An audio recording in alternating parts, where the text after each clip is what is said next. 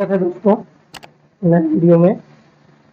आज शुरू करेंगे प्रश्नावली 1.2 के क्वेश्चन। ठीक है, चलिए शुरू करते हैं। तो पहला क्वेश्चन दिया है निम्नलिखित संख्याओं को अभाज्य गुणनखंडों और गुणनफल के रूप में व्यक्त कीजिए। ठीक है, हमें किसके रूप में लिखना है? अभाज्य गुणनखंडों के गुणनफल के रूप में। चलिए लिख देते हैं। सबसे पहले लेते हैं किसको? 1 नंबर 140। इसके अभाज्य गुणनखंड करते हैं 140 के अभाज्य गुणनखंड करते हैं। आपने गुणनखंड किया भी होगा, ठीक है, बचपन वाली बातें हैं। तो कर लेते हैं 140। 2 से जाएगा 70 दूनी 40, 2 35 दूनी 70, फिर 5 5 सतह 35, 7 एकम 7। ठीक है, इस प्रकार से हो गया। यहाँ पे क्या आया? 2 गुणे 2 गुणे 5 गुणे 7।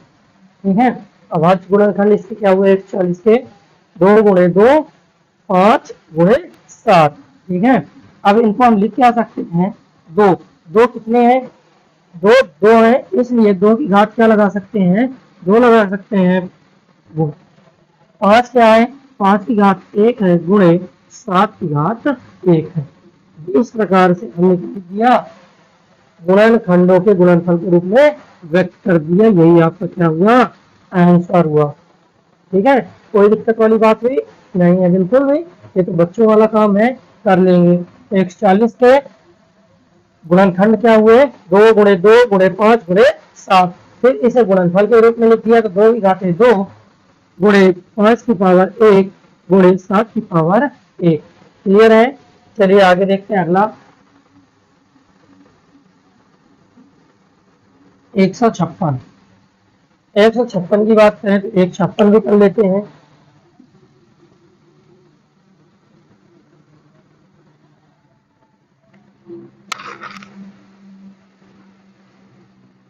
दो से जाएगा 2 7 14, 2 8 16, फिर 2 से 2 तिहाई 6, 2 9 18। ठीक है, फिर 13 से 3 से 3 एकम 3, 3 त्रिका 9, फिर 13 से 13 एकम 13। ठीक है, इस प्रकार से हो जाएगा। चलिए लिख लेते हैं। अभाज्य गुणनखंड क्या हुए? 2 गुणे 2 गुणे 3 गुणे 13। ठीक है, अब इनको घातांकों के रूप में लिख लेते हैं। 2 कितने हैं? 2 है, इसलिए घात कितनी हो गई? 2 गुणे 3 की पावर 1 गुणे 13 की पावर 1। आंसर हो गया आपका। ठीक है, कोई दिक्कत? चलिए आगे चलते हैं। तीसरा क्वेश्चन क्या कहता है? तीसरा क्वेश्चन है 38 25। 3825 का निकालना है। लिए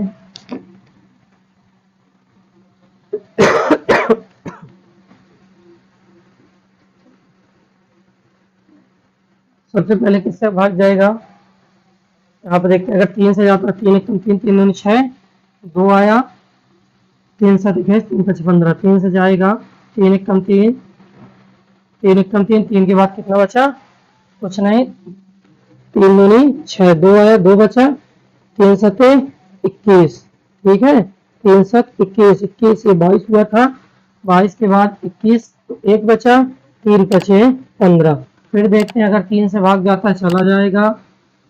3 चौक 12। ठीक है, 3 चौक 12, 3 चौक 12 के बाद 3 चौक 12, फिर 3 दूनी 6, 3 दूनी 6, 3 बचे 15। ठीक है, फिर किससे भाग जा रहा है? 3 से भाग जा रहा है? नहीं जा रहा है। 5 से भाग जाएगा? देख लेते हैं, जाएगा। 5 8 40, 5 8 40, 5 9 45। ठीक है, सॉरी, 5 8 40, 40 के बाद 2 बचा तो 5 5 25। फिर 5 से भाग जाएगा, 5 एकम 5, कितना बचा? 3 बचा, 5 7 35, कितना आ गया? 17 एकम 17। ठीक है, इस प्रकार से हो गया 2 गुणे 3 गुणे 5 गुणे 5 गुणे 17। ठीक है, घातांकों के रूप में लिख देते हैं। 3 की पावर 3 कितने हैं? 2 है, तो पावर कितनी बन जाएगी? 2 बन जाएगी। जितनी संख्या है उतनी पावर बना देनी है। गुणे में घातें क्या हो जाती हैं? जुड़ जाती हैं आधार की। तो आधार तो सेम सेम है, लेकिन घात क्या है? एक एक लगी हुई है, इसलिए दोनों की घातें क्या होंगी, आपस में जुड़ जाएंगी। गुणे 5 की घातें 2 गुणे 70। ठीक है, इस प्रकार से करना है। कोई डाउट? चलिए आगे देखते हैं। हाँ, 5005 इसका निकालना है। 5005।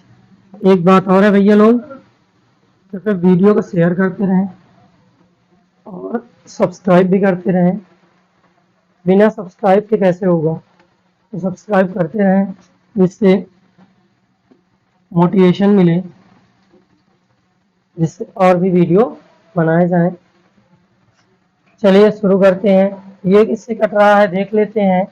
5505 3 से कट रहा है। 3 एकम 3, ठीक है, 3 एकम 3, कितना आया, 2 आया। 3 18, 2 आया। 3 18, 2 आया, नहीं कटेगा तो 5 से लेके जाते हैं।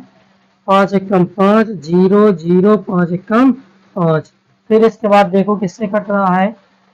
इसके बाद 3 से देखते हैं। 3 त्रिका 9, 3 त्रिका 9, नहीं कटेगा। 11 से 7 से देखते हैं। 7 से कटेगा, नहीं कटेगा। 7 एकम 7, 7 के बाद 3 बचा, 7 चौक 28, 2 बचा, 7 21 कटेगा। 7 एकम 7, कितना आया, 3। 3 के बाद इसमें कितना हो गया, 30 हो गया। 3 सते 21, 3 अठे 24, 3 सॉरी 7 चौक 28, 7 चौक 28 के बाद 30 में से 28 तो कितना बचा, 2 बचा। 7 3 7 21, ठीक है। ये किससे कट रहा है देख लेते हैं। 7 से तो कटेगा नहीं। 3 से 3 चौक 12, नहीं कटेगा। 9 से नहीं कटेगा। 11 एकम 11, 13 एकम 13, या तो 11 से काट दें। 11 से काट देते हैं पहले। 11 11 एकम 11, कितना बचा, 3। 11 3 33, 13 से काट देते, 13 एकम 13। 5 गुणे 7 गुणे 11 गुणे 13, यही आपका आंसर है, क्योंकि इसमें कोई घात नहीं बन रही है। ठीक है, चलिए अगला वाला जो क्वेश्चन होगा कि पांचवा नंबर आपको होमवर्क में दिया जाता है। ठीक है, पांचवा नंबर क्या है, आपका होमवर्क है। ठीक, इसको आप घर से करिएगा। चलिए आगे देखते हैं। अगला क्वेश्चन है, पूर्णांकों के निम्नलिखित युग्मों के एचसीएफ और एलसीएम ज्ञात कीजिए तथा इसकी जांच कीजिए कि दो संख्याओं का गुणनफल बराबर एचसीएफ गुणे एचसीएल। ठीक है, मतलब हमें प्रूव करना है कि पहले हमें मासा और लासा निकालना है। मासा लासा निकालने के बाद हमें जो फार्मूला होता है, दो संख्याओं का गुणनफल बराबर का लासा गुणे का मासा, उसे प्रूव भी करना है। ठीक है, तो चलिए स्टार्ट करते हैं। पहला क्वेश्चन है 26 और 91। पहला क्वेश्चन क्या है, 26 और 91। तो हल करते हैं। पहले में निकालना क्या है, एचसीएफ और एलसीएम निकालना। ये तो बहुत छोटी सी चीज है, आपको आता ही होगा। गुणनखंड निकाल लेंगे, अभाज्य 91 और 26। ठीक है, 91 और 26, 2 से काटेंगे। 2 एकम 2, 2 तिहाई 6, 2 एकम 2, 2 तिहाई 6, 13 एकम 13। ठीक है, ठीक है लल्ला, ठीक है। आगे देखिए, 13 एकम 13, एक आ गया तो काम खत्म हो गया। इसका निकालेंगे, इसका क्या होगा, किससे कट रहा है, तो 7 से। किससे कट रहा है, 7 से। 7 एकम 7, 7 एकम 7, 7 के बाद कितना बचा, 9 से 7 गया, 2 बचा। ठीक है, 2 इधर आया तो 21 हो गया, तो 7 त्रिक 21, 13 एकम 13। ठीक है, 13 एकम 13। इस प्रकार से इसके जो अभाज्य गुणनखंड आए, 26 के अभाज्य गुणनखंड हुए 2 और 13। ठीक है, और 91 के अभाज्य गुणनखंड हुए 7 और 13। अब निकालेंगे HCF. HCF highest common factor. जब हाईएस्ट कॉमन फैक्टर की बात की जाती है तो हाईएस्ट कॉमन फैक्टर में सभी जो संख्याएं हैं, संख्याओं के अभाज्य संख्या, अभाज्य गुणनखंड, संख्याओं के अभाज्य गुणनखंड में से उन्हीं गुणनखंडों को लिया जाता है जो कि दोनों में उपस्थित होते हैं या उभय निष्ठ होते हैं। तो यहाँ पर उभय निष्ठ क्या है? प्यारा है। क्या है? प्यारा। इसका एचसीएफ क्या होगा? प्यारा होगा। क्या होगा? प्यारा। और एलसीएम की बात करो तो एलसीएम में क्या होता है कि जो मिले उन दोनों में से केवल एक को लेना है तथा जो नहीं मिले उनको वैसे ही रख लेना होता है। तो यहाँ पे देखते हैं तो क्या आएगा? 2 है, नहीं है तो उठाएंगे। फिर इसके बाद 7 है, नहीं है तो इसको भी लेंगे। अब 13 क्या है? दोनों में मिल रहा है इसलिए कितना 13 रखेंगे? केवल 1 रखेंगे। कितना रखें? केवल 1। ठीक है। अब देखो गुणा कर देते हैं। प्रत्यक्षते 91 गुणे का 2, 2 एक कम 2, 2 9 18, कितना आया? 182। तो इस प्रकार से एचसीएफ और एलसीएम हो गए। अब हमें क्या करना है कि हमें जो सूत्र दिया होता है दो संख्याओं का गुणनफल बराबर का लाशा गुणे का मासा, तो प्रूफ करना है। तो चलिए प्रूफ करते हैं। फार्मूला होता है ए इंटू बी बराबर एच सी एफ इंटू का एलसीएम। ठीक है। ए की वैल्यू कितनी है? ए की वैल्यू है 26। तो 26 गुणे 91 बराबर का, इधर एचसीएफ कितना आया? प्यारा, गुणे का एलसीएम कितना आया? 182। तो चलिए देखते हैं, मल्टीप्लाई करा देते हैं। 91 गुणे 26, 6 कम 6, 9 6 का 54। ठीक है। 6 कम 6, 9 6 का 54। 2 को करेंगे, 2 1 कम 2, 9 2 18, कितना आया? 6 6 8 5 13 2 23 66, कितना आया? 23 66, कितना आया? 23 66। इसका करा लेते हैं 182 गुणे का 13, 13 दून 26, कितना आया? 2, 13 थे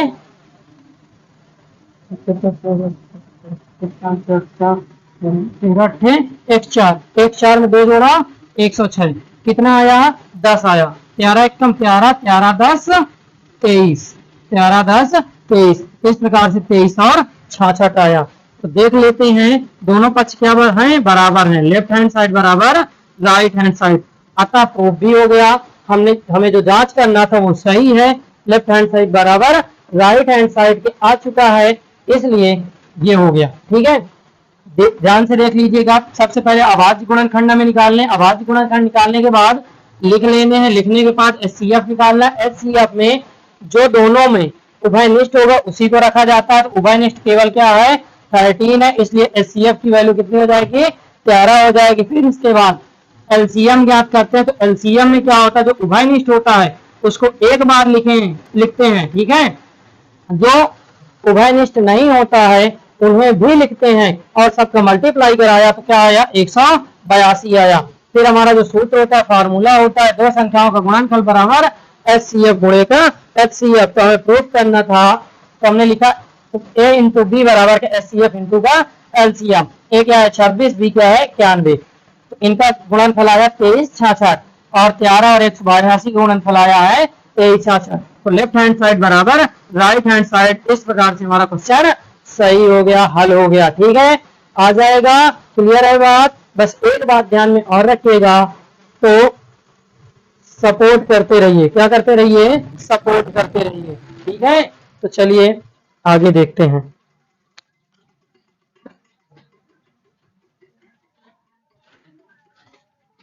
देखिए सेकंड नंबर है। सेकंड नंबर में दिया गया है कि 510 और 92, क्या दिया गया है? 510 और 92 का निकालना है। तो चलिए स्टार्ट करते हैं। 510 और 92 क्या है? 510 है और 92 है। तो चलिए इसको काटते हैं। 2 से काटेंगे, 2 दूनी 4, 2 पंचे 10, 2 पंचे 10। इस प्रकार से आया। फिर इसके बाद अगर हम काटें तो किससे कटता है? 3 से काट के देखते हैं। 3 से कट जाए शायद। 3 अठे 24। ठीक है। 3 अठे 24, 3 पचे 15। ठीक। इस प्रकार से ये कट गया। अब किससे कटेगा? 3 से कट रहा, नहीं कट रहा है तो 5 से काटेंगे। 5 एक कम 5, 5 3 15, नहीं गलत हो गया। 5 एक कम 5 के बाद 5 सते 35, 17 पचे 85, ठीक है, 17 का आया 1।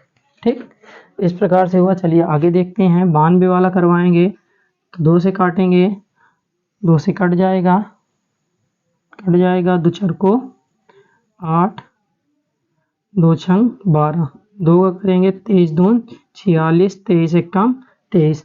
इस प्रकार से आया तो हम इसको लिखेंगे 510 2 गुणे 3 गुणे 5 गुणे 17। क्या आया? 2 गुणे 3 गुणे 5 गुणे 17। इसका कितना आया? 92 का 2 गुणे 2 गुणे 23 कितना आया? 2 गुणे 2 गुणे 23। तो चलिए इसका निकालते हैं। तो HCF बराबर इसमें जो मिल रहा है हम उसी को लिखेंगे। तो केवल कितना मिल रहा है? 2 मिल रहा है। LCM की बात करते हैं तो LCM क्या होगा? जो मिलेगा उसको भी लिखेंगे, जो नहीं मिलेगा उसको भी लिखेंगे। तो 2 मिला है, ठीक है, 2 नहीं मिल रहा तो लिखेंगे गुणे 3 गुणे 17 गुणे 23, ठीक है। टोटल अगर मल्टीप्लाई करके हम देखें तो टोटल आ रहा है, आप करवाइएगा 23,460। कितना आ रहा है? 23,460 आ रहा है, ठीक है। इसका मल्टीप्लाई क्या आ रहा है? 23,460, ठीक। ये हो गया इसका LCM, ये हो गया HCF। अब हमें उत्तर की जांच करनी है तो उत्तर की जांच कर लेंगे, कोई दिक्कत नहीं है। हमें क्या करना है? A इंटू बी बराबर का LCM इंटू का HCF, ठीक है। A इंटू बी का मतलब क्या है? 510 गुणे का 92 बराबर का LCM कितना है? तो LCM आया है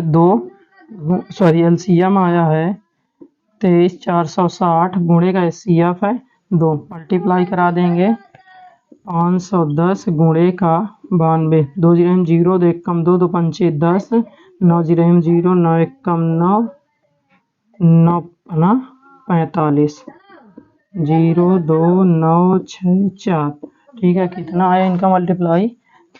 46,920 आया बराबर। इसका करेंगे 2 जीरो 0, 6 दूनी 12, 1 4 4 4 दूनी 8, 1 9, 3 दूनी 6 दूनी 4, 46,920। इस प्रकार से लेफ्ट हैंड साइड बराबर राइट हैंड साइड, ठीक है। इस प्रकार से लेफ्ट हैंड साइड बराबर किसके हो गया? राइट हैंड साइड के। तो ये वाला क्वेश्चन हो गया है। ये वाला आपको घर से करना है, ये आपका होमवर्क है, ठीक है। ये आपका होमवर्क रहेगा। चलिए आगे क्वेश्चन देखते हैं।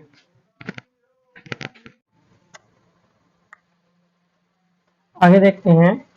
आगे है तीसरा क्वेश्चन, कह रहा अभाज्य गुणनखंड विधि द्वारा निम्नलिखित पूर्णांकों के HCF तथा LCM ज्ञात कीजिए। पहला क्वेश्चन है 12, 15, 21। पहला क्वेश्चन क्या दिया है? 12, 15, 21 के अभाज्य गुणनखंड विधि द्वारा HCF तथा LCM ज्ञात करने। क्या ज्ञात करने हैं? HCF तथा LCM। अभाज्य गुणनखंड चलिए कर लेते हैं। तो बच्चों वाला काम है, ये तो आप बचपन से करते आए हैं। चलिए इसका करते हैं। 2 छक्का 12, 2 तिहाई 6, 3 एकम 3। इसको करेंगे 3 पचा 15, 5 का 8। इसको करेंगे 3 सता 30, 7 और 7, ठीक है। इस प्रकार से क्या हो गए? गुणनखंड हो गए। कैसे? अभाज्य गुणनखंड। तो 12 के अभाज्य गुणनखंड 15 के और 21 के क्या आए हैं? 12 का आया है 2 गुणे 2 गुणे 3। कितना आया है? 2 गुणे 2 गुणे 3, ठीक है। 15 का आया है 3 गुणे 5। क्या आया है? 3 गुणे 5। और 21 का आया है 3 गुणे 7। क्या आया है? 3 गुणे 7। फिर हमें से क्या कहा है कि विधि द्वारा HCF ज्ञात कीजिए। क्या ज्ञात करना है? HCF ज्ञात करना है। चलिए ज्ञात कर लेते हैं। HCF बराबर क्या होता है? जब HCF देखते हैं हाईएस्ट कॉमन फैक्टर, तो ऐसी संख्या में ढूंढनी होती है जो सभी में उभय निष्ठ हो, ठीक है। ऐसी संख्याएं देखनी है या देखनी है कि वो इन सभी में उपस्थित हो। तो अगर हम देखें तो 2 को लेके चले तो इन दोनों में उपस्थित नहीं है, अतः 2 नहीं लिखा जाएगा। ठीक है। एचसीएफ क्या है, एक ऐसी संख्या ज्ञात करनी है बड़ी से बड़ी जिससे कि ये सारी संख्याएं क्या हो जाएं, विभाजित हो जाएं। ठीक है, हमें एक बड़ी से बड़ी संख्या ज्ञात करनी है जिससे ये सारी संख्याएं विभाजित हो जाएं। तो हम कॉमन ढूंढेंगे। तो अगर देखो यहाँ पे 3 है, यहाँ पे 3 है, यहाँ पे 3 है। ठीक है, तीनों जगह पे क्या है, 3 उपस्थित है, तो 3 क्या बनेगा, उभयनिष्ठ बनेगा। और उभयनिष्ठ ही क्या होता है, एचसीएफ होता है। क्या होता है, एचसीएफ होता है। तो कोई दिक्कत होगी नहीं होगी। चलिए आगे देखते हैं। एलसीएम भी हमसे पूछा है। एलसीएम बराबर, एलसीएम निकालने के हमारे पास दो तरीके हो गए। ठीक है, एक तो हम इसी से निकाल लेंगे। एलसीएम एक ऐसी संख्या होती है जो इन तीनों से विभाजित हो जाए। एलसीएम होती है एक ऐसी संख्या जो इन तीनों से विभाजित हो जाएगी, वो क्या है, एलसीएम। और एचसीएफ क्या होता है, एक ऐसी संख्या जिससे ये तीनों संख्याएं विभाजित हो जाती हैं। ठीक है, तो एलसीएम निकालते हैं। एलसीएम में हम क्या करते हैं कि जो हमें उभयनिष्ठ मिलता है उसे एक बार लिखते हैं, अन्यथा सभी संख्याओं को रख लेते हैं। यहाँ पे देखते हैं दो, दो किसी में नहीं मिल रहा इसलिए 2 लिखा जाएगा, 2। फिर गुणे 2 नहीं मिल रहा है तो लिखा जाएगा 2। गुणे 3 मिल रहा है तो केवल 1 3 रखेंगे। गुणे 5 नहीं मिल रहा है तो ये भी लिखेंगे। 7 है नहीं मिल रहा तो ये भी लिखेंगे। मल्टीप्लाई करा देंगे, जो भी आएगा आंसर आएगा। ठीक है, तो करिए, 2 दूनी 4, 4 तीन 12, 12 पंचे 60, कितना आया 60। और 7 गुणे 7 7 42, यानी कि 420, कितना आया 420 आया। ठीक है, इसका एचसीएफ कितना होगा, एचसीएफ होगा 3 और एलसीएम कितना होगा तो 420 होगा। कितना होगा, 420 होगा। ठीक है, आ जाएगा। चलिए अगला क्वेश्चन है, अगला क्वेश्चन करेंगे तीसरा वाला। क्या, कौन सा करेंगे, तीसरा वाला। दूसरा आपको होमवर्क में करना है। कहाँ से करना है, होमवर्क में आपको खुद ही करना है। तीसरा क्वेश्चन हम बताते हैं। तो तीसरा क्वेश्चन है 8 9 25। क्या है, 8 9 25। ठीक है, 8 के बाद गुणनखंड करेंगे, 2 4 को 8, 2 दूनी 4, 2 एकम 2, 3 त्रिका 9, 3 एकम 3। ठीक है, कर लेंगे। 25 का करेंगे, 5 50 25, 5 एकम 5 आ जाएगा। कोई दिक्कत तो नहीं होगी। जब अभाज्य गुणनखंड आ जाएंगे तो लिख लेते हैं 8 9 25। 8 के कितने आए, 2 गुणे 2 गुणे 2। 9 का कितना आया, 3 गुणे 3। 25 का कितना आया, 5 गुणे 5। ठीक है, यही संख्याएं हैं। ठीक है, यही संख्याएं हैं। तो अब हमारे पास आ गया, अब इसका क्या चाहिए, एचसीएफ। क्या चाहिए, एचसीएफ और एलसीएम। तो एचसीएफ क्या होता है, highest common factor. Highest common factor क्या होता है कि हमें बड़ी से बड़ी संख्या ढूंढनी है जो इन तीनों को विभाजित कर दे। तो अगर हम देखें तो ऐसी कोई संख्या नहीं है जो कि उभयनिष्ठ बन सके, लेकिन सब में एक उभयनिष्ठ जरूर है। तो एचसीएफ क्या होगा, 1 होगा। एचसीएफ क्या होगा, 1 होगा, क्योंकि 1 से सभी संख्याएं कट जाती हैं। तो 1 यहाँ पे क्या बनेगा, एचसीएफ बनेगा। ठीक है, क्लियर है बात। एक तो गुणनखंड में होता है, 1 का गुणा करने पर कोई भी प्रभाव नहीं पड़ता है। चलिए एलसीएम की बात करते हैं। तो 1 लिखने का कोई तात्पर्य नहीं, क्योंकि 1 का गुणा करने पर हमें वही संख्या प्राप्त होती है। तो 2 हमें मिल रहे हैं, नहीं मिल रहे हैं। 2 गुणे 2 गुणे 2 गुणे 3 गुणे 3 गुणे 5 गुणे 5, कोई भी संख्या में मिल नहीं रही, अतः सारी संख्याओं को रख लेंगे। चलिए शुरू करते हैं। 2 दूनी 4, 4 दूनी 8, 8 त्रिक 24, 24 तिरको 72। ठीक है, 24 तिरको 72। अब 72 पंचे 5 दूनी 10, 7 7 पना 35, 1 36, 360 गुणे 5, 5 नियम 0, 5 छक्का 30, 5 15, 15 3 18। अतः कितना आया, 1800। यही आपका आंसर है। ठीक है, एचसीएफ कितना है, 1 है और एलसीएम कितना आया है 1800 आया है। ठीक है, तो बस क्लियर है बात ये। चैनल को सब्सक्राइब करते रहिए, एक चीज लाइक करते रहिए और शेयर भी करते रहिए। ठीक है, ये भी काम आप लोग करिए ना। अगर इतनी मेहनत हम कर रहे हैं, आपका भी दायित्व है कि थोड़ी सी मेहनत आप भी कर लें, थोड़ी सी उंगली आप भी चला लें। चलाएंगे ना, पक्का यकीन है मुझे, चलाएंगे आप लोग। ठीक है, तो चलिए क्लियर है बात, ये वाला क्वेश्चन क्लियर है, कोई दिक्कत?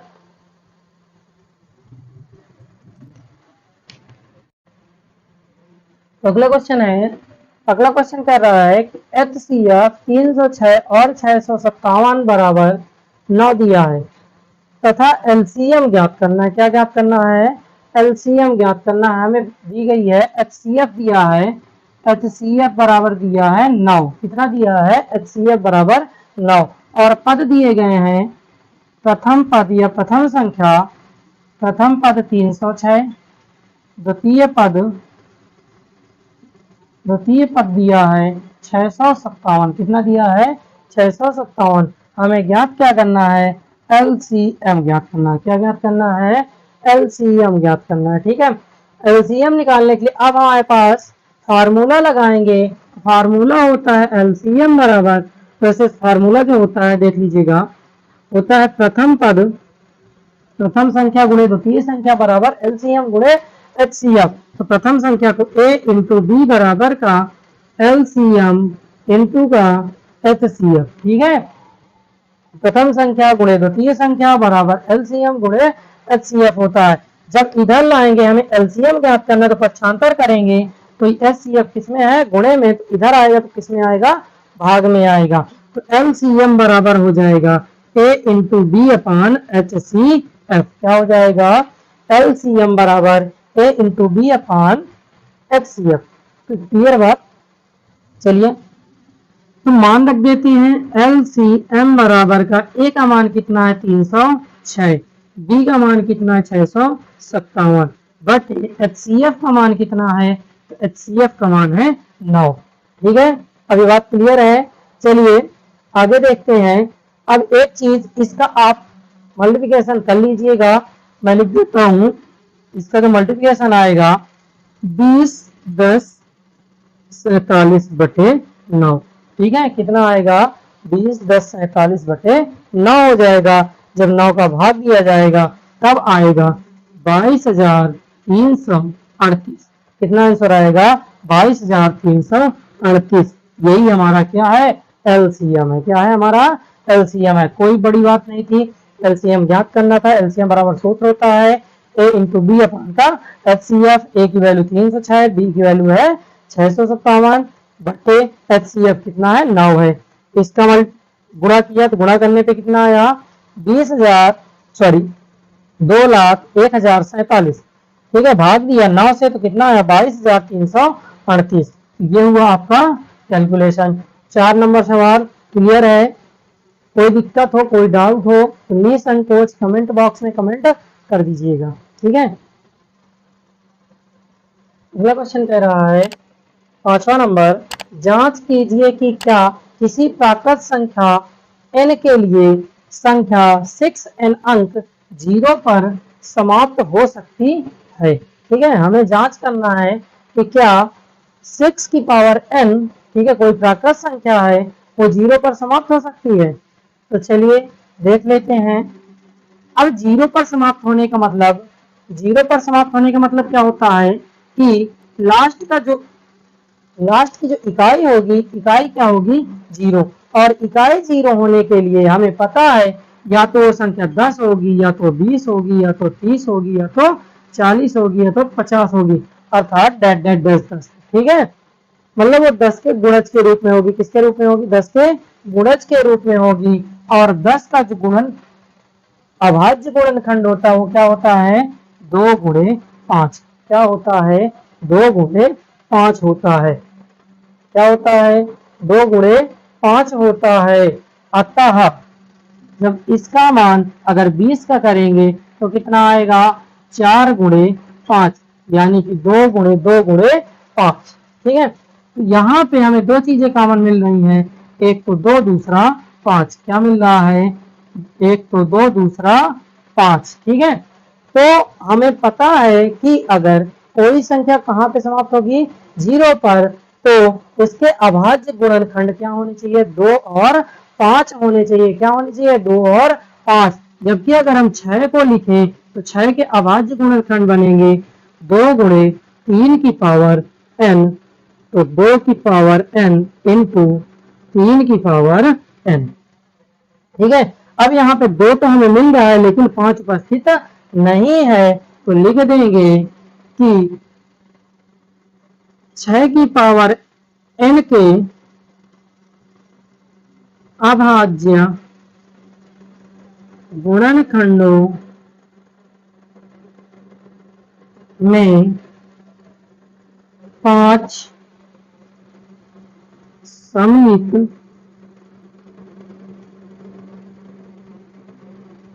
पांच उपस्थित नहीं है, अतः 6 की पावर n का मान 6 का पावर n का मान अंक 0 पर समाप्त नहीं हो सकता है। ठीक है, इस प्रकार से हम लिख देंगे कि जब इसमें 5 उपस्थित नहीं है अभाज्य गुणनखंड में, इसलिए इसका मान 0 पर कभी समाप्त नहीं हो सकता है। ठीक है, क्लियर है बात?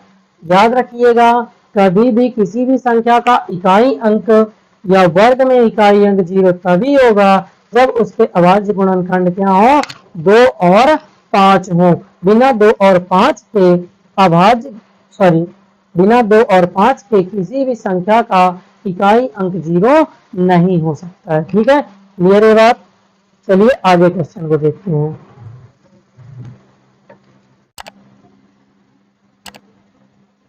अगला क्वेश्चन कह रहा है, व्याख्या कीजिए कि 7 गुणे 11 गुणे 13 धन 13 और 7 गुणे 6 गुणे 5 गुणे 4 गुणे 3 गुणे 2 गुणे 1 प्लस 5 भाज्य संख्याएं क्यों हैं? ठीक है, हमें जांच करना है, व्याख्या करना है कि ये संख्याएं भाज्य संख्याएं क्यों हैं। दोनों अलग अलग संख्याएं हैं, एक संख्या नहीं है। ठीक है, क्योंकि बीच में क्या लगा है? और लगा है। ठीक है, चलिए पहले को स्टार्ट रखते हैं। 7 गुणे 11 गुणे 13 प्लस 13। हमें यहाँ पे गुणा नहीं करना है, क्योंकि गुणा करने की जो प्रोसेस होगी बहुत लंबी हो जाएगी, अतः हमें गुणा की कोई आवश्यकता नहीं है। ठीक है, गुणा नहीं करना है। चलिए, बिना गुणा किए हम कैसे जानेंगे? तो अगर हम यहाँ पे देखें तो हमें कुछ कॉमन मिल रहा है। क्या कॉमन है? 13 इन दोनों में। तो 13 को हम क्या करेंगे? कॉमन ले लेंगे। क्या करेंगे? कॉमन ले लेंगे। यहाँ पे इनमें क्या बचेगा? तो 7 गुणे 11, यहाँ पे क्या बचेगा? 1 धन 1, ये बचेगा। ठीक है, फिर इनका गुणा करा देंगे तो 13 कोष्टक के अंदर 11 सते 77, 70 प्लस 1, तो 13 गुणे 77 प्लस 1, तो 13 गुणे 78। कितना हुआ? 13 गुणे 78। अब हमें व्याख्या करनी है तो लिख देते हैं,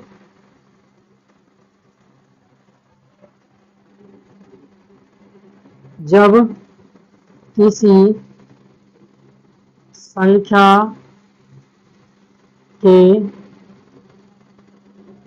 2 या 2 से अधिक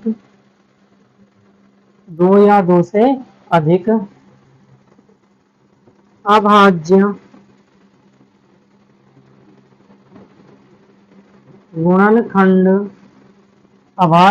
2 या 2 से अधिक अभाज्य गुणनखंड होते हैं, तो वह संख्या भाज्य संख्या